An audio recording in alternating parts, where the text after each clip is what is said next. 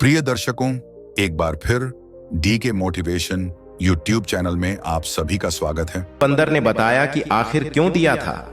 माता सीता ने इन 5 लोगों को श्राप जो आज भी इस कलयुग में भोग रहे हैं। सम्माननीय दर्शकों, क्या आपने कभी यह विचार किया है कि माता सीता, जिन्हें पृथ्वी की संतान कहा जाता है, जिनका जीवन संयम, बलिदान और सहनशीलता का प्रतीक रहा, उन्होंने अपने जीवन में ऐसे कौन से 5 लोगों को शाप दिया जिनका प्रभाव आज भी समाज पर महसूस किया जा रहा है। वही माता सीता जो करुणा, प्रेम और क्षमा की मूर्ति मानी जाती है, उनके मन में ऐसा कौन सा क्षण आया जब उन्होंने शाप देने का कठोर निर्णय लिया। यह प्रसंग उस समय का है जब माता सीता अपने जीवन की सबसे कठिन परिस्थितियों से गुजर रही थीं। वनवास की पीड़ा, अपमान की जलन और अकेलेपन का दुख उनके अंतर्मन को झकझोर रहा था। ऐसे ही कष्टों के मध्य कुछ ऐसे प्रसंग घटित हुए जब सीता माता को न्याय की प्राप्ति हेतु श्राप का सहारा लेना पड़ा। उन श्रापों में छुपे हैं कुछ गूढ़ रहस्य, जिनका असर आज भी मानव जीवन और समाज पर दृष्टिगोचर होता है। कौन थे वे 5 व्यक्ति, क्या था उनका अपराध और क्यों वह श्राप आज भी अमिट है? आइए जानते हैं उस शक्ति की गाथा जो माता सीता की सहनशीलता नहीं बल्कि उनके आक्रोश से उत्पन्न हुई थी। साथ ही हम प्रारंभ में ही माता सीता की उन 3 शिक्षाओं को भी जानेंगे जो यदि मनुष्य अपने जीवन में उतार ले तो कभी दुखी नहीं होगा।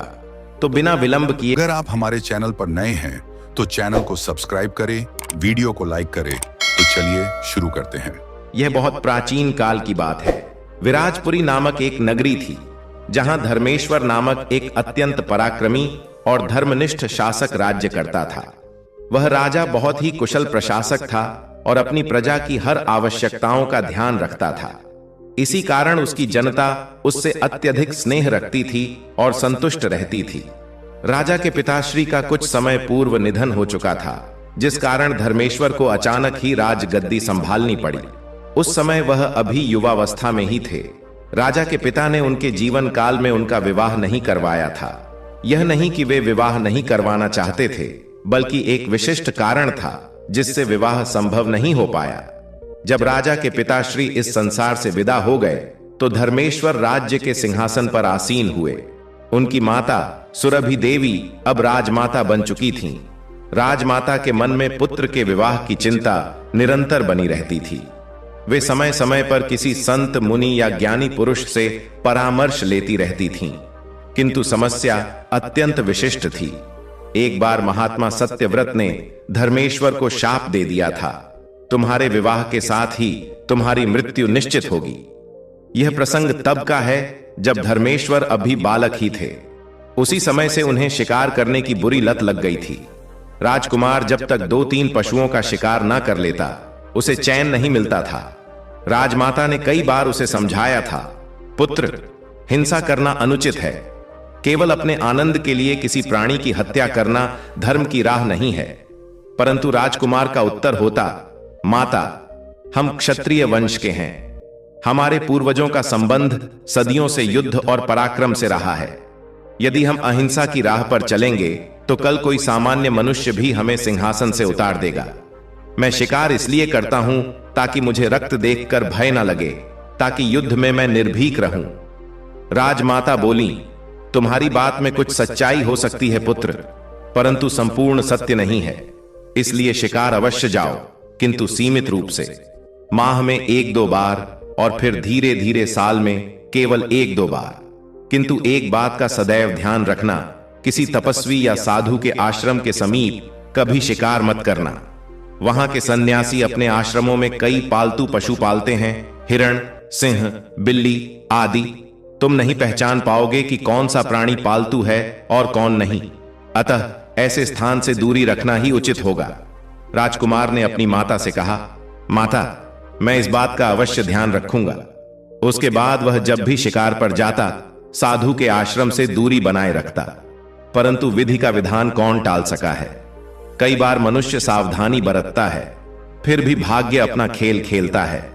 एक दिन जब राजकुमार केवल 13 वर्ष के थे, वे शिकार पर निकले और उस दिन माता की बात भूल गए।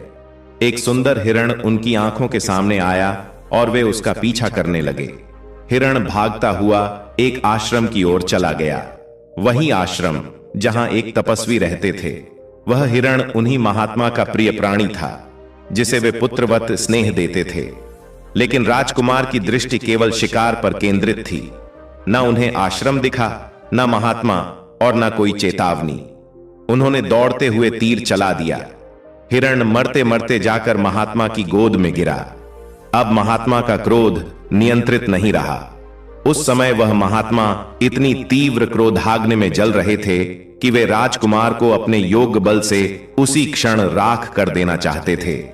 लेकिन जैसे ही उनकी दृष्टि उस नन्हे बालक के मासूम चेहरे पर पड़ी, उन्होंने स्वयं को कुछ नियंत्रित किया और बोले, हे पापी बालक, तूने मेरे उस प्रिय मृग का संहार कर डाला जो मेरे लिए संतान के समान था। वह मेरे तप का साथी था, मेरे हृदय का अभिन्न अंश। मन कर रहा है कि तुझे अभी और यहीं भस्म कर दूं, किंतु तेरी अल्प आयु देखकर मन में थोड़ी करुणा उत्पन्न हुई है। फिर भी इसका यह तात्पर्य मत समझना कि तू मेरे शाप से बच जाएगा। तुझे मेरी कठोर वाणी का दंड अवश्य भोगना पड़ेगा। और फिर उनके मुख से निकला एक प्रचंड वाक्य, हे राजकुमार, जिस कन्या से तू विवाह करेगा, जिसे तू अपनी अर्धांगिनी बनाएगा, उसी दिन तेरे प्राण इस पृथ्वी से चले जाएंगे। उनके नेत्रों से मानो अग्नि की ज्वालाएं निकल रही थीं। उन्होंने आगे कहा, इससे पहले कि मेरी जिह्वा से और कोई विध्वंसकारी वचन निकल पड़े, तू मेरी दृष्टि से दूर चला जा और दोबारा मेरे समक्ष आने का प्रयास मत करना। राजकुमार उस परम तपस्वी के रौद्र रूप को देखकर कांप उठा और भयभीत हो वहीं से तुरंत लौट पड़ा। रास्ते भर उसे अपनी माता की वह सीख याद आती रही, कभी भी किसी साधु के आश्रम के पास मत जाना। अब तो शाप लग चुका था और तपस्वी के वाक्य के अनुसार राजकुमार को जीवन भर वैवाहिक जीवन से दूर रहना था। वह भारी मन और टूटे हुए आत्मबल के साथ महल लौटा। जब उसकी माता पिता ने उसके चेहरे की उदासी देखी तो स्नेहपूर्वक पूछा, बेटा क्या हुआ, इतना म्लान क्यों है? तब राजकुमार ने सारी घटना उन्हें विस्तार पूर्वक सुना दी। राजा जानते थे कि वह महात्मा उग्र स्वभाव के हैं और उनके समक्ष कोई कुछ नहीं कह सकता। फिर भी पुत्र के कल्याण हेतु उन्होंने रानी को महात्मा के पास भेजा। लेकिन महात्मा अब भी तीव्र रोष में थे। उन्होंने रानी से भी दो टूक कहा, राज्य के किसी सदस्य के लिए अब मेरे अंतःकरण में कोई स्थान नहीं है। इससे पहले कि कोई और शाप निकल जाए, तुम यहां से प्रस्थान करो और फिर कभी लौटने की चेष्टा मत करना। राजा इस संपूर्ण प्रसंग को लेकर बहुत व्यथित रहने लगे। वे अपने मंत्रियों और सेवकों को बारंबार महात्मा के पास समाधान हेतु भेजते, परंतु महात्मा अडिग थे। चिंता और ग्लानि में राजा का मन टूटने लगा और वे रोगग्रस्त होकर अल्पायु में ही मृत्यु को प्राप्त हो गए। अब चूंकि उनका कोई और संतान नहीं थी, अतः अकेले युवराज विभांशु को सिंहासन पर बैठना पड़ा। लेकिन वह महात्मा का शाप सिर पर लिए था। यदि विवाह करेगा तो मृत्यु निश्चित थी। अब बिना पत्नी और उत्तराधिकारी के शासन कैसे चलेगा? यही चिंता राजमाता को भीतर ही भीतर क्षीण कर रही थी। प्रत्येक जननी की अभिलाषा होती है कि उसका पुत्र विवाह कर एक उत्तम कुलवधू को अपनाए, परंतु विधि ने यहां कुछ और ही विधान रचा था। राजमाता ने महात्मा की मना करने के बावजूद कई बार उनके दर्शन करने का यत्न किया। वे कुछ शांति में अवश्य थे, परंतु न तो वे अपना शाप वापस लेने को तैयार थे, न ही कोई समाधान सुझाने को। राज्य के वृद्ध मंत्री भी बारंबार उनके पास नम्रता से गए। हाथ जोड़कर उन्होंने प्रार्थना की, हे तपस्वी, आप तो दया और करुणा के स्रोत हैं, हमारे राजा को क्षमा करें। जब यह अपराध हुआ था तब वह बालक था और अज्ञानता में उस सीमा का उल्लंघन कर बैठा। कृपा कर अब इस दंड से मुक्ति का कोई उपाय बताएं।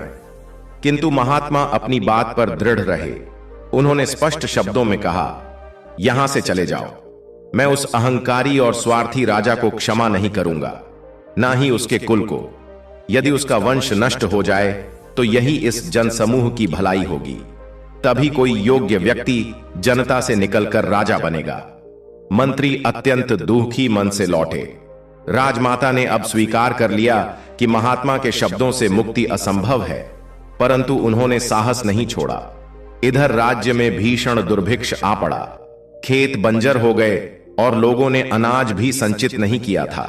अब तो गांव गांव में भूख की त्रासदी व्याप्त हो गई। प्रजा की सारी उम्मीदें अब राज दरबार की ओर टिकी थीं। राजमाता ने तत्काल अन्न क्षेत्र लंगर की व्यवस्था की और निर्धनों को राशन वितरण आरंभ किया। पूरा खजाना खोल दिया गया ताकि कोई भी व्यक्ति भूखा न सोए। उधर महात्मा का एक शिष्य था, दयानंद। वह प्रतिदिन गांवों में भिक्षा लेने जाता था और फिर आश्रम लौटता था। परंतु अब जब हर घर में ही भोजन की कमी थी तो भिक्षा मिलना असंभव हो गया। एक दिन एक वृद्ध ग्रामीण ने दयानंद से कहा, हे बालक, व्यर्थ ही तू यहां वहां भटक रहा है। अब यहां कोई तुझे देने की स्थिति में नहीं है। सभी स्वयं भूखे हैं, अपने बच्चों को नहीं खिला पा रहे हैं। सभी रोज राजमहल के चक्कर लगाते हैं जहां से तैयार भोजन और थोड़ी बहुत सहायता मिल जाती है। एक ग्रामीण ने दयानंद से कहा, तू तो महात्मा का शिष्य है, तुझे कौन रोक सकता है? सीधे राज दरबार जाओ और वहां से ही भिक्षा मांग लो। दयानंद को यह सुझाव उचित प्रतीत हुआ।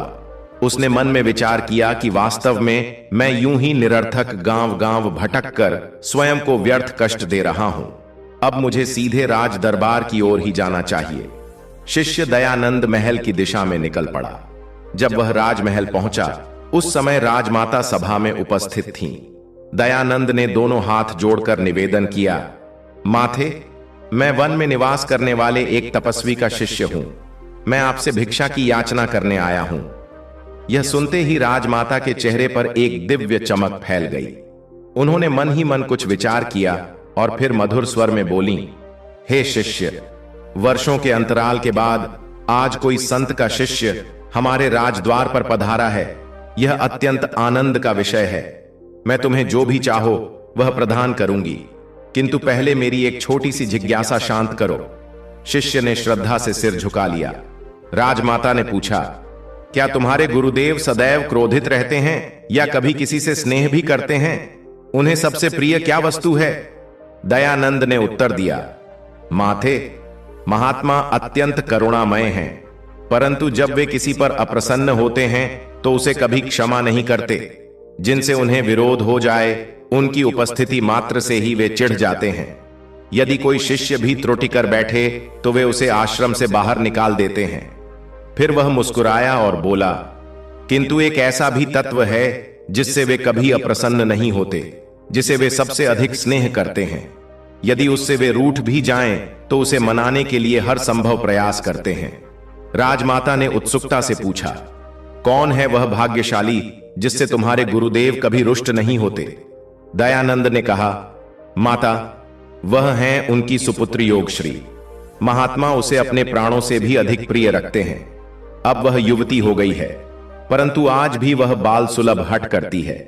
महात्मा इन दिनों उसके विवाह को लेकर चिंतित रहते हैं, लेकिन योगश्री स्पष्ट कह चुकी है कि वह विवाह नहीं करना चाहती, वह सन्यासिनी बनना चाहती है। बस यही सुनना राजमाता चाहती थीं। उनके भीतर एक नवीन आशा का संचार हो गया। उन्होंने शिष्य से स्नेहपूर्वक कहा, अब तुम बताओ, तुम्हें क्या चाहिए? दयानंद बोला, माथे, मुझे अधिक नहीं चाहिए, कृपया एक थैला भर अन्न दे दीजिए।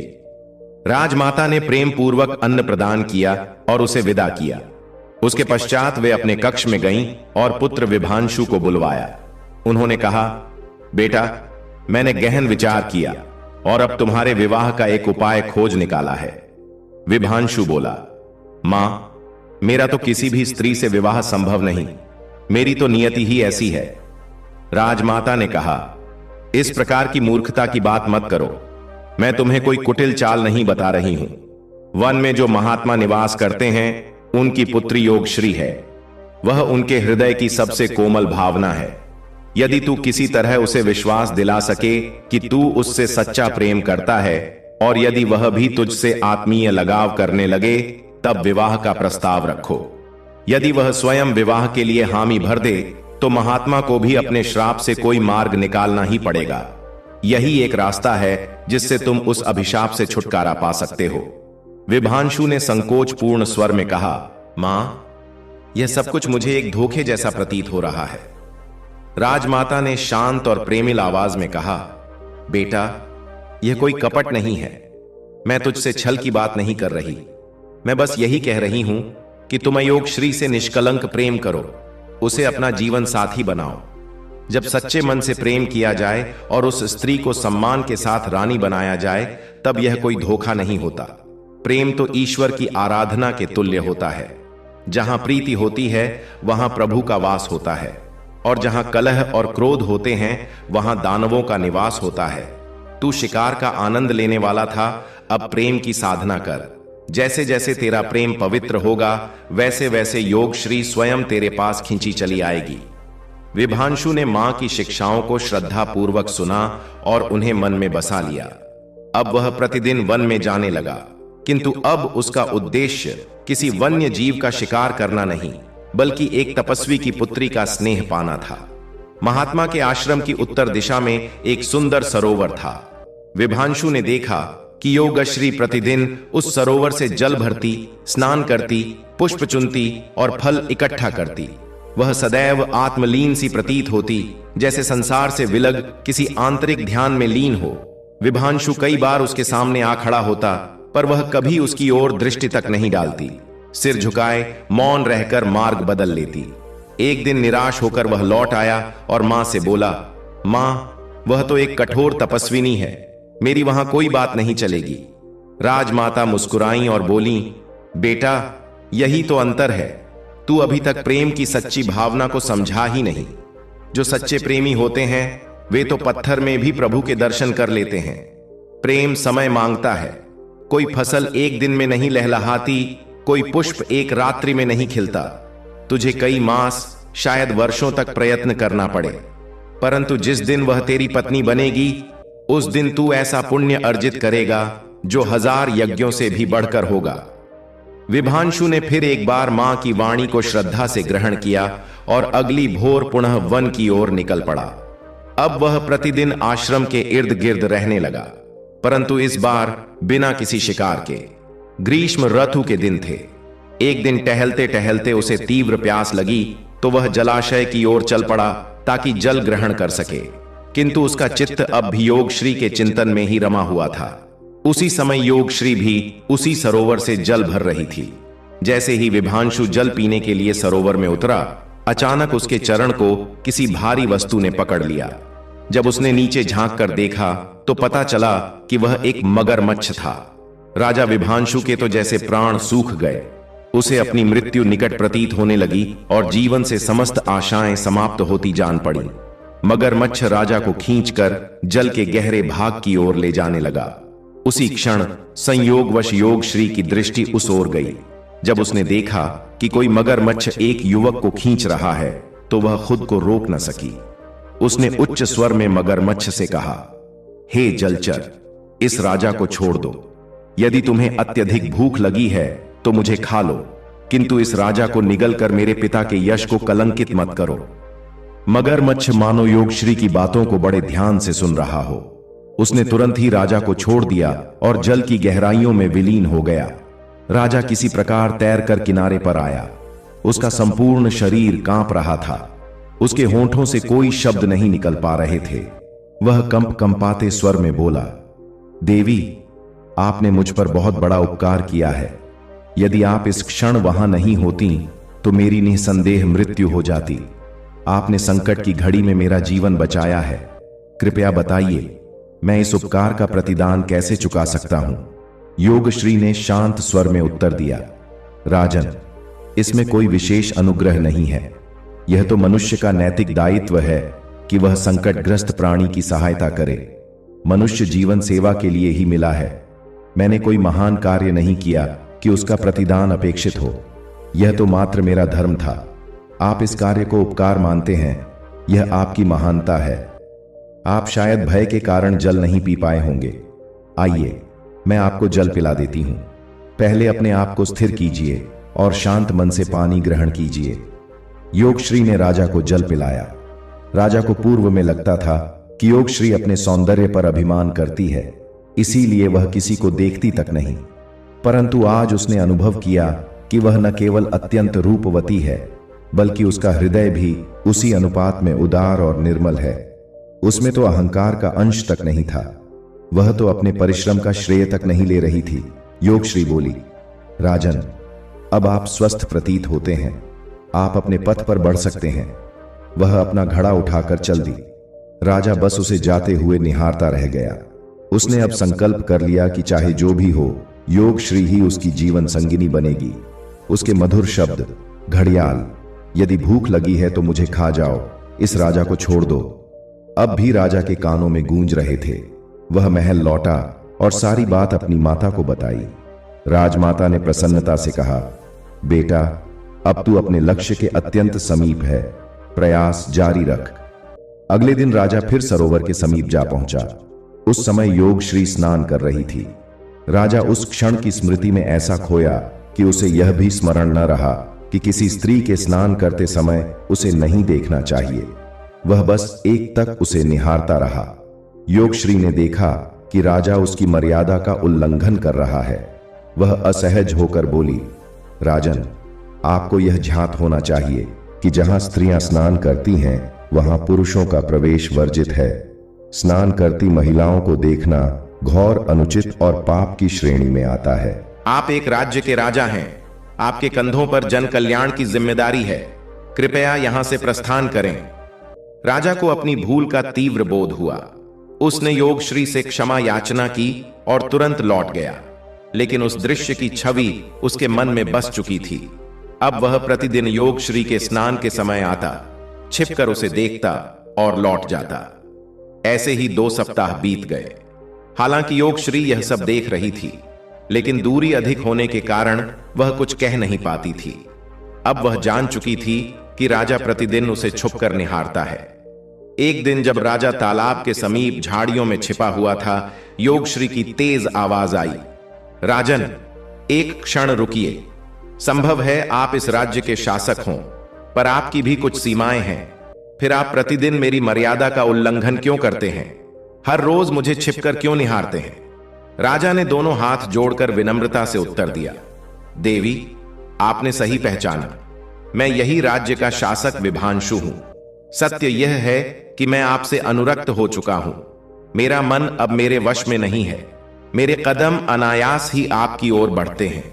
आपके दर्शन के बिना मेरा जीवित रहना कठिन है। मैं चाहता हूं कि आप मेरी जीवन संगिनी बने। मैं आपसे विवाह करना चाहता हूं। योगश्री ने शांत किंतु गंभीर स्वर में उत्तर दिया, राजन, आपने तो बहुत गहरा मोह पाल लिया है। आप एक सम्राट हैं। आपको किसी राजकुल की कन्या से विवाह की योजना बनानी चाहिए। राजा ने मुस्कुराकर कहा, जिसे हृदय अपना स्वीकार कर ले वही हमारे लिए सबसे श्रेष्ठ और राजकुमारी के समान होती है। कोई स्त्री स्वर्ग से अवतरित नहीं होती, वह भी इस पृथ्वी की एक साधारण नारी ही होती है। राजा बोला, किंतु आप मेरे अंतर्मन में बस चुकी हैं। आप ही मेरे लिए उपयुक्त रानी हैं। यदि आप एक बार मेरे साथ विवाह के लिए स्वीकृति दे दें तो मैं स्वयं को अत्यंत सौभाग्यशाली समझूंगा। योगश्री ने उत्तर दिया, राजन, यह निर्णय मेरे लिए अत्यंत कठिन है। मेरी परिस्थितियां कुछ ऐसी हैं कि चाहकर भी मैं स्पष्ट कुछ कहने में असमर्थ हूं। यदि आप मुझसे विवाह करना चाहते हैं तो आपको मेरे गुरुदेव पिता से अनुमति लेनी होगी। यह कार्य केवल आप ही कर सकते हैं। राजा ने सकुचाते हुए कहा, देवी, मुझ में इतनी सामर्थ्य नहीं कि मैं आपके पूज्य पिताश्री के समक्ष विवाह की याचना कर सकूं। उनकी दृष्टि का सामना करना भी मेरे लिए दुरूह कार्य है। योगश्री ने दृढ़ स्वर में कहा, राजन, कोई कन्या अपने पिता से स्वयं अपने विवाह का प्रस्ताव नहीं रखती। यह कार्य तो उसके भावी वर का होता है। अतः यह दायित्व भी आपका ही है। फिलहाल आप यहां से प्रस्थान करें। मुझे अपने गीले वस्त्र बदलने हैं। इस विषय पर हम पुनः चर्चा करेंगे। मेरी आपसे प्रार्थना है कि स्नान के समय इस प्रकार मुझसे भेंट न करें। यदि किसी ने देख लिया तो आपके लिए अपमान और मेरे लिए आश्रम से बाहर निकलना दूभर हो जाएगा। राजा को योगश्री की यह बात किसी वरदान की भांति प्रतीत हुई। हम फिर इस पर विचार करेंगे। वह वाक्य जैसे उसके हृदय को शांति दे गया। जो कन्या पहले उसकी ओर दृष्टि भी नहीं डालती थी, अब उससे बातें करने लगी थी। अगली भोर राजा पुनः उसी जलाशय के निकट पहुंचा। इस बार योगश्री ने मधुर किंतु सख्त स्वर में कहा, राजन, इस तरह कब तक आप चुपके चुपके मेरा पीछा करते रहेंगे? कल ही मैंने आपको समझाया था कि यह व्यवहार अनुचित है। यदि किसी ने देख लिया तो मेरी प्रतिष्ठा धूमिल होगी और आपको मेरे पिता के कोप का सामना करना पड़ेगा। कृपया मेरी परिस्थिति को भी समझिए, मुझ पर संदेह मत कीजिए। यथार्थ यह है कि मैं एक तपस्विनी कन्या हूं जो भक्ति में लीन रहती है, किंतु पता नहीं प्रभु की कैसी लीला है कि मैं भी आपसे प्रेम करने लगी हूं। शायद प्रभु की दृष्टि में यही मेरा साधना है। मुझे नहीं झांत कि यह प्रेम किस दिशा में जाएगा। न आरंभ समझ पा रही हूं, न परिणति। न आप में इतनी हिम्मत है कि मेरे पिता से बात करें और न मुझ में। क्यों न हम दोनों साथ चलें और उनके चरणों में गिरकर उनकी कृपा याचना करें। राजा को योग श्री को प्राप्त करने के लिए कुछ भी स्वीकार्य था, प्राण त्यागना। और जब योग श्री ने भी अपने अंतर्मन की भावना प्रकट कर दी तो यह क्षण राजा के लिए एक दिव्य वरदान बन गया। राजा जानता था कि महात्मा अपनी पुत्री योग श्री से अगाध स्नेह रखते हैं। यह योग श्री भी भली भांति समझती थी। अतः दोनों एक साथ महात्मा के आश्रम पहुंचे। उस समय महात्मा गहन ध्यान में लीन थे। योग श्री ने राजा की ओर शांत नजरों से देखा और आंखों के इशारे से संकेत किया, अभी समय अनुकूल है, हमें शीघ्र उनके चरणों में नतमस्तक हो जाना चाहिए। दोनों ने एक साथ उनके चरण पकड़ लिए। महात्मा ने नेत्र खोले और थोड़े चकित होकर बोले, बेटी, यह क्या कर रही हो? तुम्हें क्या हुआ है? योग श्री ने सिर झुकाकर कंपन भरे स्वर में कहा, पिताश्री, मैं अपने भावनाओं की बंदिनी बन चुकी हूं। अब मेरे भीतर यह विवेक शेष नहीं बचा कि क्या उचित है और क्या अनुचित। मुझसे एक भारी भूल हो गई है। मैंने इस राजपुरुष से स्नेह कर लिया है। कृपा करके आप हमें आशीर्वाद दें कि मैं इनके साथ अपना जीवन व्यतीत कर सकूं। महात्मा ने मन में ध्यानस्थ होकर देखा, यह वही राजा है जिसे उन्होंने स्वयं शाप दिया था कि विवाह करते ही उसकी मृत्यु हो जाएगी। उन्होंने गंभीर स्वर में कहा, बेटी, यह कैसी नासमझी है। तुम एक तपस्वी की पुत्री हो, एक ब्रह्मचारिणी हो, फिर तुम्हारे मन में विवाह का भाव कैसे जागा? और अगर जागा भी तो किसी साधु से विवाह करना अधिक उचित होता। तुम रानी बनने की आकांक्षा क्यों कर रही हो? योगश्री ने शांत और स्थिर स्वर में कहा, पिताजी, आप तो अंतर्यामी हैं, फिर भी ऐसा प्रश्न क्यों कर रहे हैं? क्या आप नहीं जानते कि एक बार जो हृदय में स्थान बना ले वह सरलता से वहां से नहीं जाता? महात्मा बोले, बेटी, तुमने यह निर्णय बिना दूरदर्शिता के किया है। शायद तुम जानती नहीं कि यह राजा श्रापित है। जैसे ही वह विवाह करेगा उसकी मृत्यु निश्चित है। योगश्री बोली, पिताजी, यह कैसा अभिशाप है? किसने दिया? महात्मा बोले, यह शाप मैंने स्वयं उसे दिया है। योगश्री की आंखों में अश्रु आ गए। कांपती वाणी में बोली, पिताजी, जब आपने ही यह शाप दिया है तो मैं भी यह प्रण करती हूं कि मैं इसी राजा से विवाह करूंगी। यदि विवाह के तुरंत बाद मेरे पति को मृत्यु प्राप्त होती है तो मुझे सती होने का सौभाग्य प्राप्त होगा। महात्मा चिंतित हो गए। बोले, बेटी, यह क्या कह रही हो? ऐसा विक्षिप्त विचार मन में मत लाओ। योगश्री ने कहा, पिताजी, पागलपन तो मैं पहले ही कर चुकी हूं, प्रेम कर बैठी हूं। अब उस स्नेह को हृदय से निकाल पाना मेरे लिए असंभव है। मैं अपने निर्णय पर अडिग हूं और अब पीछे नहीं हट सकती। यदि विधाता ने मेरी किस्मत में विवाह के पश्चात सती होना लिखा है तो मैं उसे श्रद्धा से स्वीकार करूंगी। आप यदि चाहें तो सब कुछ बदल सकते हैं, क्योंकि आपके तप में वह सामर्थ्य है जो भाग्य की रेखाएं तक बदल सकती है। किंतु यदि आप भी यही मानते हैं कि मैं सुखी न रहूं तो मुझे मेरे हाल पर छोड़ दीजिए। महात्मा जानते थे कि उनकी पुत्री प्रारंभ से ही दृढ़ निश्चयी रही है। जब वह किसी बात पर अड़ जाती है तो उसे पूरा करके ही दम लेती है। उन्होंने गहरी सांस ली और कहा, बेटी, यदि यही तुम्हारी अंतिम कामना है तो मैं उसे अस्वीकार नहीं करूंगा। तुम इस राजपुरुष की जीवन संगिनी बन सकती हो, रानी बन सकती हो, परंतु एक शर्त है, तुम कभी उसके साथ अग्नि के फेरे मत लेना, क्योंकि वही फेरे उस श्राप की जड़ हैं। यदि राजा को जीवित रहना है और तुम्हारा वैवाहिक जीवन सुखमय हो तो यह बंधन बिना अग्नि फेरे के ही मान्य होगा। मैं अब तुम्हें दोनों को पति पत्नी के रूप में आशीर्वाद देता हूं। अब जाओ और ईश्वर की कृपा से मंगलमय जीवन व्यतीत करो।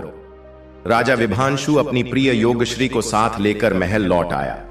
उसने राजमाता से कहा, मां, हमारा विवाह संपन्न हो गया है। अब योगश्री मेरी धर्मपत्नी है। राजमाता ने प्रसन्नता से कहा, तो अब मैं इस महल में विधिवत तुम्हारा विवाह पूरे जनपद के समक्ष कराऊंगी। तभी योगश्री हाथ जोड़कर विनम्रता से बोली, मां, यह अब भी उस अभिशाप के बंधन में बंधा है। पूर्ण वैदिक विधि से विवाह नहीं किया जा सकता। हम जीवन साथी की तरह रह सकते हैं, परंतु अग्नि के चारों ओर फेरे नहीं ले सकते। सारी विपत्ति उन्हीं फेरों में छुपी है। राजमाता ने स्नेहपूर्वक कहा, तो फिर फेरे लेने की कोई अनिवार्यता नहीं है। हम इस विवाह को श्रद्धा और सरलता से भी संपन्न कर सकते हैं। फिर उन्होंने बिना अग्नि फेरे के ही भक्ति और सादगी से राजा और योगश्री का विवाह संस्कार पूर्ण करवा दिया। इस प्रकार राजा विभांशु अपनी पत्नी योगश्री के संग सुखपूर्वक जीवन व्यतीत करने लगे। समय धीरे धीरे बीतता गया और एक दिन रानी ने एक सुंदर तेजस्वी पुत्र को जन्म दिया। राजा ने उसका नाम धर्मेश्वर रखा। धर्मेश्वर अत्यंत आकर्षक, विनीत और मर्यादित स्वभाव का युवराज बना। उसकी प्रवृत्ति अपनी माता के समान शांत और उदार थी। एक दिन जब वह कुछ बड़ा हुआ तो उसके मन में एक अभिलाषा जगी। मैं वन में जाकर शिकार करना चाहता हूं। मैं एक शाही वंश का उत्तराधिकारी हूं और शिकार तो हमारे पूर्वजों की परंपरा रही है। उसने यह इच्छा अपनी मां योगश्री से प्रकट की। रानी ने गंभीर लहजे में कहा, बेटा, प्राणी हिंसा किसी भी दृष्टिकोण से उचित नहीं है। तुम्हारे मन में यह विचार आया ही क्यों? तुम्हें तो प्रत्येक जीव के प्रति करुणा रखनी चाहिए। याद रखो, मैं मूलतः एक तपस्वी की पुत्री हूं। महारानी तो केवल तुम्हारे पिता की इच्छा से बनी हूं। राज सिंहासन की कभी भी लालसा नहीं रही। मैं हमेशा सात्विक जीवन शैली अपनाती हूं। जब से मैं इस महल में आई हूं, तब से कभी दरबार की रसोई में मांसाहारी भोजन नहीं बना, न किसी पशु की हत्या हुई, न अपराधियों को मृत्युदंड मिला। तुम्हारे पिता ने मेरे प्रत्येक विचार का सम्मान किया और अब तुम्हें भी हमारे मूल्यों को आत्मसात करना चाहिए। राजा विभांशु ने प्रेम पूर्वक कहा, प्रिय, पुत्र सन्यासी बनने नहीं जा रहा। भविष्य में उसे राज्य की जिम्मेदारी उठानी है। एक राजा के जीवन में अनगिनत संघर्ष आते हैं, युद्ध, निर्णय, बलिदान।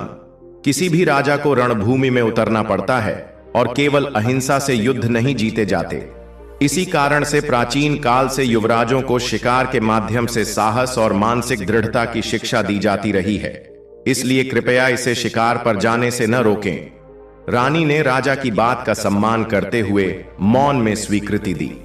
अब धर्मेश्वर प्रतिदिन शिकार के लिए वन जाने लगा। एक दिन वह एक अत्यंत सुंदर हिरनी का पीछा करते करते दक्षिण दिशा के एक रहस्यमय वन में जा पहुंचा, जहां आज तक कोई भी राजा शिकार के लिए नहीं गया था। यह वन यद्यपि उसी राज्य का हिस्सा था, परंतु बहुत कम लोगों को इसके विषय में जानकारी थी। धर्मेश्वर ने उस क्षेत्र को अपने अधीन समझते हुए प्रवेश किया, परंतु अचानक वह हिरनी उसकी दृष्टि से ओझल हो गई। राजकुमार चकित रह गया। उसने कई दिशाओं में दौड़कर खोज की, पेड़ों के पीछे देखा, लेकिन हिरनी लुप्त हो चुकी थी। हालांकि उसे हिरनी नहीं मिली, परंतु उसे कोई दुख भी नहीं हुआ, क्योंकि वह वन इतना अद्भुत, मनोरम और रमणीय था कि उसकी सुंदरता ने राजकुमार को मोह लिया। हर दिशा में हरियाली फैली थी, रंग बिरंगे फलों से लदे वृक्ष, सुगंधित फूलों की महक से भरा वातावरण, मानो स्वर्ग का दृश्य हो। किंतु यह स्थान राजकुमार के लिए अजनबी था और अब संध्या भी हो चुकी थी। उसने कई बार वन भ्रमण किया था, लेकिन इस बार वह बहुत भीतर आ गया था। उसने महल लौटने का निर्णय लिया, परंतु एक अजीब बात घट गई। प्रतीत हुआ कि समस्त रास्ते जैसे अदृश्य हो गए हों।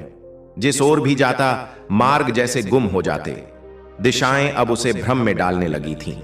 वह यह समझ नहीं पा रहा था कि ऐसा रहस्यमय दृश्य कैसा संभव है। झाड़ियों और ऊंचे पेड़ों के बीच भटकते भटकते रात हो गई। धर्मेश्वर थक गया और भय तथा निराशा के कारण उसकी आंखों से अश्रुधारा बहने लगी। वह एक वृक्ष के नीचे बैठकर रोने लगा। उसी क्षण एक दिव्य आभा वाली कन्या वहां प्रकट हुई। उसके मुख पर मंद मुस्कान थी। उसने कहा, हे राजकुमार, धैर्य रखिए, घबराइए नहीं। मैं स्वयं पिछले 5 वर्षों से इस वन से बाहर निकलने का प्रयास कर रही हूं, परंतु आज तक सफल नहीं हुई। पहले मैं अकेली थी, परंतु आज आप मेरे साथ हैं, इससे हृदय को कुछ शांति मिली है। आइए, पास ही मेरा तंबू है, वहां विश्राम कीजिए। राजकुमार भयभीत हो गया। बोला, मुझे नहीं पता तुम कौन हो। संभव है तुम कोई माया रचने वाली हो, कोई जादूगरनी जिसने मुझे यहां फंसा दिया हो। मैं तुम्हारे साथ नहीं जा सकता। कन्या ने शांत और कोमल स्वर में उत्तर दिया, हे राजकुमार, मैं कोई मायावी नहीं हूं, बल्कि एक पीड़ित आत्मा हूं। मेरी अपनी भूलों के कारण मैं इस शापित वन में कैद हूं। मेरा नाम राजनंदिनी है और मैं विराट नगर के सम्राट वीर प्रभु की पुत्री हूं। मैं तुम्हारा कोई अनिष्ट नहीं चाहती, क्योंकि तुम्हारे अहित से मेरा कोई लाभ नहीं। मेरा उद्धार तभी संभव है जब तुम्हारा कल्याण हो। यह वन आज एक श्राप के प्रभाव में बंद हो चुका है, राजनंदिनी ने कहा। इसमें जो भी प्रवेश करता है वह बाहर नहीं निकल पाता, और यह सब मेरी ही एक भूल का दुष्परिणाम है। मैं यहां कैद हो गई हूं, और अब तुम भी। आओ, मेरे शिविर में चलो, मैं तुम्हें विस्तार से सब कुछ बताती हूं। अब यही मान लो कि इस जन्म में न तुम इस जंगल से बाहर जा सकोगे और न मैं। इसलिए अब हमें एक दूसरे का संबल बनकर जीवन व्यतीत करना होगा।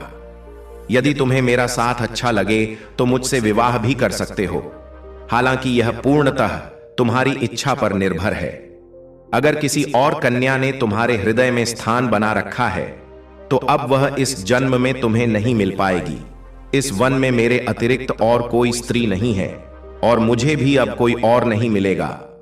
राजकुमार धर्मेश्वर के पास अब कोई दूसरा मार्ग नहीं था। वह उस राजकुमारी के साथ उसके तंबू की ओर चल पड़ा। राजनंदिनी ने उसे स्नेहपूर्वक फल भेंट किए और पास के सरोवर से स्वच्छ जल ला कर दिया। रात्रि में वे दोनों उसी तंबू में विश्राम करने लगे। लेटे लेटे राजकुमारी ने अपनी कथा साझा की। आज से 5 वर्ष पहले मेरी आयु केवल 15 वर्ष थी। एक दिन इस अत्यंत रमणीय वन की ओर भ्रमण के उद्देश्य से आई।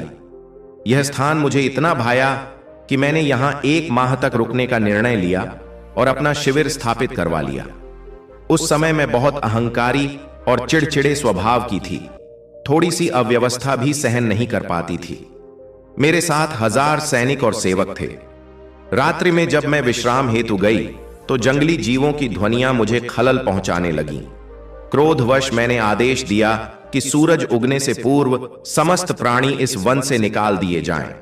सैनिकों ने मेरी आज्ञा का पालन किया और वन को नीरव कर दिया। परंतु अगली रात जब सोने गई तो साधु संतों के भजन कीर्तन की मधुर आवाजें सुनाई दीं। क्रोध के आवेश में मैंने आदेश दे दिया कि इन रटने वाले तपस्वियों को भी जंगल से बाहर कर दिया जाए। मेरे सैनिकों ने उन संतों को जबरन बाहर निकाल दिया और उनके आश्रम नष्ट कर दिए। वे सिद्ध पुरुष थे। उन्होंने मुझे शाप दे दिया, यदि यह वन तुझे इतना प्रिय है तो अब सदा के लिए यहीं बसी रह। तेरी सारी आयु इसी राह को खोजते बीतेगी, परंतु तू कभी बाहर नहीं निकल पाएगी। जैसे ही यह अभिशप्त वाक्य उनके मुख से निकला, सभी सैनिक भयभीत होकर भाग निकले और मैं अकेली रह गई। आज 5 वर्ष बीत चुके हैं। अब मुझे अपने अभिमान पर गहन पश्चाताप होता है। मैं सोचती हूं, आखिर क्यों मैंने संतों से वैर मोल लिया। यही मेरी सबसे बड़ी भूल थी। अब मेरा स्वभाव परिवर्तित हो चुका है। मैं अब पहले जैसी नहीं रही। तुमने अब तक मेरा नाम नहीं पूछा। मैं राजनंदिनी, विराट नगर के सम्राट वीर प्रभु की पुत्री हूं। धर्मेश्वर ने आदरपूर्वक कहा, देवी, मेरा नाम धर्मेश्वर है। मैं विराजपुरी के राजा विभांशु का पुत्र हूं। मेरी माता एक तपस्वी कुल की कन्या है। उन्होंने मुझे वन में प्रवेश और शिकार से रोका था, परंतु पिताजी ने मुझे अनुमति दे दी थी। अब मैं यहां फंस गया हूं, परंतु आपकी संगति मुझे शांति प्रदान कर रही है। सत्य कहूं तो अब आप मेरे अंतर्मन को प्रिय लगने लगी हैं। यदि आप सहमत हों तो मैं आपसे विवाह करने हेतु पूर्णतः तत्पर हूं। अब उस श्रापित वन में न कोई ब्राह्मण था, न कोई आचार्य जो वैवाहिक मंत्रोच्चारण कर सके, किंतु दोनों के हृदय एक हो गए। आत्माएं एक रस हो गईं। जहां 2 हृदय जुड़ जाते हैं वहीं प्रभु का निवास होता है और वही विवाह की सच्ची परिभाषा होती है। राजनंदिनी मुस्कुराकर बोली, मैं भी तो यही कह रही हूं। अब जब हम एक दूसरे के साथ रह रहे हैं तो अलग रहना असंभव है। हमारा मिलन ईश्वर की इच्छा है। अब धर्मेश्वर और राजनंदिनी पति पत्नी की भांति जीवन जीने लगे।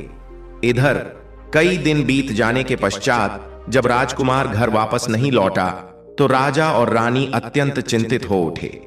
रानी ने पहली बार राजा से रोष प्रकट किया। अब तो आप अपनी मनमानी पर उतर आए हैं। मैंने पुत्र को रोका था, पर आपने उसे शिकार की अनुमति दे दी। राजा ने गुप्तचरों को खोजबीन पर लगा दिया। कई दिनों के प्रयास के बाद एक गुप्तचर ने सूचना दी, महाराज, युवराज को आखिरी बार दक्षिण के अरण्य की ओर जाते देखा गया था। उसके बाद कोई लौटते नहीं देखा गया। स्थानीय ग्रामीणों का कहना है कि वह वन श्रापित है। प्रवेश का मार्ग तो है, पर निकास अदृश्य हो जाता है। राजा बोले, तो कहीं कोई ऐसा अवश्य होगा जो इस रहस्य से अवगत है। हमें हर संभव उपाय करना चाहिए। घोषणा करो, जो भी इस वन का रहस्य उजागर करेगा उसे 10,000 स्वर्ण मुद्राएं पुरस्कार में दी जाएंगी। घोषणा होते ही एक वृद्धा राजसभा में उपस्थित हुई। वह इस घटना की साक्षी थी। उसने कहा, महाराज, यह वन एक घमंडी राजकुमारी के कारण श्रापित हुआ है। उसने तंबू डलवाया था। जब भजन कीर्तन की आवाजों से उसकी नींद में खलल पड़ा तो उसने अपने सैनिकों को, साधु संतों को वन से बाहर निकालने का आदेश दे दिया। संतों ने उसे श्राप दिया, जिसे यह जंगल इतना प्रिय है वह अब यहीं कैद रह जाए। अब उस राजकुमारी के अतिरिक्त केवल आपका पुत्र ही उस वन में गया है। यदि आप उन्हीं तपस्वियों से क्षमा याचना करें तो शायद युवराज मुक्त हो सके। राजा ने तत्काल महात्माओं का पता लगवाया। जब वे मिले उन्होंने 8 अंगों से दंडवत कर क्षमा मांगी। महात्मा ने पहले मौन साधा, परंतु अंततः उनका अंतःकरण करुणा से भर आया। उन्होंने कहा, हे राजन, अब मैं उस वन को श्राप मुक्त करता हूं। तुम्हारा पुत्र अब स्वतंत्र है और तुम्हें केवल पुत्र ही नहीं, एक आदर्श पुत्र वधू भी मिलेगी, क्योंकि वह घमंडी कन्या अब विनम्र बन चुकी है और राजकुमार से विवाह कर चुकी है। जाओ और उन्हें सम्मान सहित महल ले आओ। राजा स्वयं उस अरण्य में पहुंचे। धर्मेश्वर अपने पिता को देख चकित रह गया। बोला, पिताश्री, क्या आप भी इस जंगल में फंस गए? राजा मुस्कुराए और बोले, बेटा, मैं तुम्हारी तरह बिना सोचे समझे नहीं आया। तुम्हारी माता मुझसे रुष्ट है। राजा ने मुस्कुराते हुए कहा, अब मैं इस वन को शाप से मुक्त कराकर लौटा हूं और हमें यह भी झांत हो चुका है कि अब हमारे साथ हमारी बहू भी है। चलो पुत्र, अब लौट चलो। यह जंगल अब बंधन मुक्त हो चुका है। राजा, राजकुमार धर्मेश्वर और पुत्र वधू राजनंदिनी को साथ लेकर महल लौट आए। रानी योगश्री ने उन्हें देखकर प्रसन्नता से स्वागत किया। उन्होंने हंसते हुए कहा, महाराज, ना तो आपकी कोई त्रुटि थी और ना राजकुमार की। यह तो ईश्वर की योजना थी कि हमें बहू इस रूप में प्राप्त होनी थी। मुझसे तो आपका पुत्र अच्छा ही निकला। कम से कम उसने किसी नारी को स्नान करते नहीं देखा। राजा कुछ लज्जित होकर बोले, रानी, आप भी ना पुराने प्रसंगों को फिर से छेड़ देती हैं। वह समय हमारा प्रेम था। आज भी आपके दर्शन के बिना मेरा जीवन अधूरा लगता है। जब तक सांस है मैं आपकी ओर निहारता रहूंगा। अब शर्म से मुस्कान रानी के चेहरे पर थी। बोली, बेटे बहू का भी तो कुछ ख्याल रखिए, आप तो कुछ भी कह जाते हैं। तभी राजनंदिनी बोली, मां, पिताश्री ने कुछ भी अनुचित नहीं कहा। सच्चा प्रेम कभी वृद्ध नहीं होता, वह तो समय के साथ और परिपक्व होता जाता है। वह अंत तक युवा रहता है। रानी हंसते हुए बोली, अभी तू खुद सयानी नहीं हुई और बातें तो बड़ों जैसी करती है। बड़ी होशियार बहू मिली है। राजा बोले, रानी, बहू को नजर न लगे। इस प्रकार आपसी प्रेम, हंसी मजाक और स्नेह के साथ राजा, रानी, राजकुमार और बहू आनंद पूर्वक जीवन व्यतीत करने लगे। दर्शकगण, इस कथा के माध्यम से हम माता सीता की 3 अनमोल शिक्षाओं को आत्मसात कर सकते हैं, जिन्हें यदि कोई व्यक्ति अपने जीवन में उतार ले तो वह कभी दुखी नहीं होगा। पहली सीख, सच्चा प्रेम अधिकार नहीं, त्याग चाहता है। जैसे मां सीता ने भगवान श्री राम के साथ वनवास में हर कठिनाई को स्वीकारा, परंतु कभी अपने अधिकार नहीं जताए, वैसे ही इस कथा में राजनंदिनी ने भी जंगल में फंसे होने के बावजूद राजकुमार से निस्वार्थ प्रेम किया, बिना किसी शर्त के। प्रेम का परिपक्व स्वरूप त्याग में ही प्रकट होता है। दूसरी सीख, 2 अभिमान मिलकर विनाश लाते हैं। मां सीता के जीवन में जब रावण ने अपने घमंड में उन्हें अपहरण करने का प्रयास किया तो उसका विनाश हो गया। इसी प्रकार इस कथा में भी राजनंदिनी का दंभ उसे एक श्रापित वन में एकाकी छोड़ देता है। माता सीता का चरित्र सिखाता है कि केवल विनम्रता से ही धर्म और जीवन की रक्षा की जा सकती है। तीसरी सीख, एक स्त्री का संयम ही परिवार और संस्कृति की नींव है। माता सीता ने अयोध्या से लंका तक हर परिस्थिति में धैर्य और मर्यादा को नहीं छोड़ा। इसी तरह इस कथा में भी योग श्री ने प्रेम, संयम और शांति से राजकुमार को जीवन का सच्चा मार्ग दिखाया। एक स्त्री का धैर्य पूरे कुल के उत्थान का कारण बन सकता है। लेकिन दर्शक बंधु, कथा अभी समाप्त नहीं होती। अब हम जानेंगे वह गूढ़ रहस्य कि रामायण काल में माता सीता ने किन 5 व्यक्तियों को शाप दिया था और जिनके प्रभाव आज कल युग में भी परिलक्षित होते हैं। तो आइए एक संक्षिप्त प्रसंग से इसे समझते हैं। जब मर्यादा पुरुषोत्तम श्री राम, माता सीता और लक्ष्मण वनवास में तपस्वी जीवन जी रहे थे, उसी दौरान अयोध्या में महाराज दशरथ का स्वर्गवास हुआ। वह समय पितृपक्ष का था, जब पूर्वजों के लिए पिंडदान अत्यावश्यक माना जाता है। इस पुण्य कार्य हेतु श्री राम, माता सीता और लक्ष्मण पवित्र फल्गु नदी की ओर प्रस्थान किए ताकि वहां विधिपूर्वक पिंडदान किया जा सके। नदी के तट पर पहुंचकर श्री राम ने वहां के पुजारी से आवश्यक सामग्री के बारे में पूछा और फिर लक्ष्मण को पास के गांव भेजा। पर समय बीतता गया और लक्ष्मण नहीं लौटे। पंडित बार बार कहने लगे कि शुभ मुहूर्त समाप्त हो रहा है। माता सीता चिंतित हो गईं। जब श्री राम स्वयं लक्ष्मण की खोज में चले गए तो माता सीता ने निश्चय किया कि देरी उचित नहीं। उन्होंने वहीं उपलब्ध सामग्री से पूजा करने का निर्णय लिया। पूजा संपन्न करते हुए उन्होंने अपने ससुर महाराज दशरथ को श्रद्धापूर्वक पिंड अर्पित किया। नेत्र मूंद कर जब माता सीता ने प्रार्थना की तो एक आकाशवाणी हुई, हे सीते, तुम्हारा पिंडदान स्वीकार किया गया है। यह सुनकर माता सीता हर्षित हो गईं, लेकिन जानती थीं कि श्री राम यह सहजता से नहीं मानेंगे। इसलिए उन्होंने साक्षी बनाई फल्गु नदी, वहां की गौ माता, वट वृक्ष, तुलसी, कौवा और स्वयं पंडित। परंतु जब श्री राम लौटे और माता सीता ने सब बताया तो उन्होंने विश्वास नहीं किया। माता सीता ने साक्षियों से सत्य बोलने की प्रार्थना की, पर श्री राम के तेज को देखकर कोई भी कुछ कहने का साहस न कर सका, सिवाय वट वृक्ष के। वट वृक्ष ने सत्य को उद्घाटित किया। यह अन्याय देखकर माता सीता अत्यंत आहत और दुखी हुई। उन्होंने फल्गु नदी को श्राप दिया, तू केवल नाम की नदी कहलाएगी, परंतु तुझमें कभी जल नहीं बहेगा। और आज भी यह श्राप गया कि फल्गु नदी में प्रत्यक्ष दिखता है, वहां रेत ही रेत है। मित्रों, यही वह कारण है कि आज भी वह पावन नदी पड़ी हुई है, उसमें कभी जल का प्रवाह नहीं होता। जब माता सीता ने यह देखा कि सच्चाई के बावजूद किसी ने उनका साथ नहीं दिया, तो उन्होंने गौ माता को यह शाप दिया, तुम्हारे समग्र शरीर की पूजा नहीं की जाएगी, केवल तुम्हारे पिछले भाग की ही वंदना होगी और तुम जीवन भर उलझन में भटकती रहोगी। माता सीता ने वहां उपस्थित पंडित जी को भी श्राप दिया कि वे कभी संपूर्ण संतोष का अनुभव नहीं कर सकेंगे। यही कारण है कि आज भी संपूर्ण सृष्टि में यज्ञ, हवन और दान दक्षिणा के उपरांत भी ब्राह्मण वर्ग को संपूर्ण तृप्ति प्राप्त नहीं होती। तुलसी के पौधे को माता ने यह कहा, तू कभी गौमय भूमि में अंकुरित नहीं होगी। कौवे को श्राप मिला कि वह जीवन भर कलह और विवाद में उलझा रहेगा और अपने आहार के लिए उसे सदा संघर्ष करना पड़ेगा।